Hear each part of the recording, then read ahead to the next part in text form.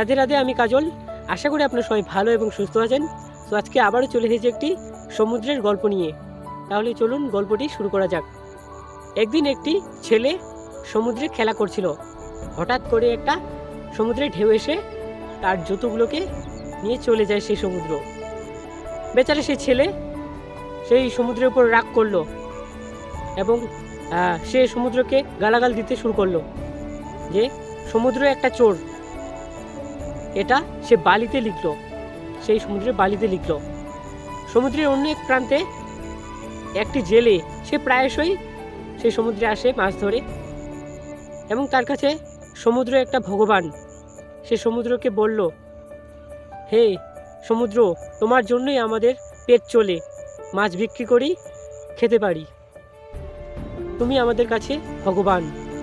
সে বলল, সে লিখলো, অ্যাকচুয়ালি সে লিখলো।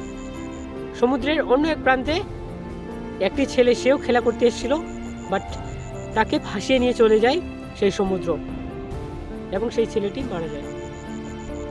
তারপরে সেই ছেলেটির মা সেই সমুদ্রের ধারে লিখলো যে সমুদ্র একটা খুনি, সে আমার ছেলেকে হত্যা করেছে।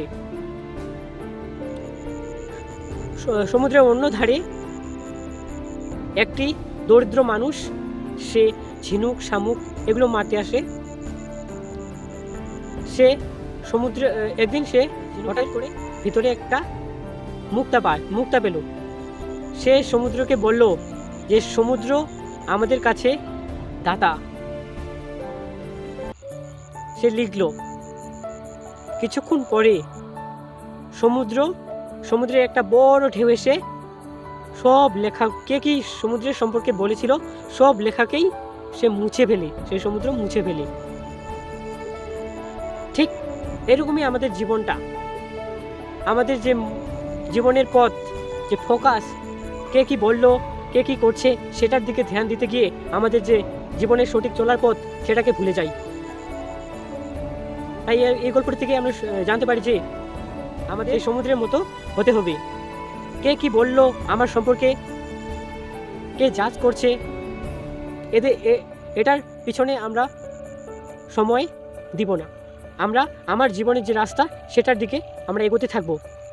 সেই সমুদ্রের মতো আমাদের সব কিছু মুছে ফেলতে হবে। থ্যাংক ইউ সম্পূর্ণ গল্পটি শোনার জন্য। দেখা হচ্ছে নেক্সট ভিডিওয়ে। ততক্ষণে বাই বাই।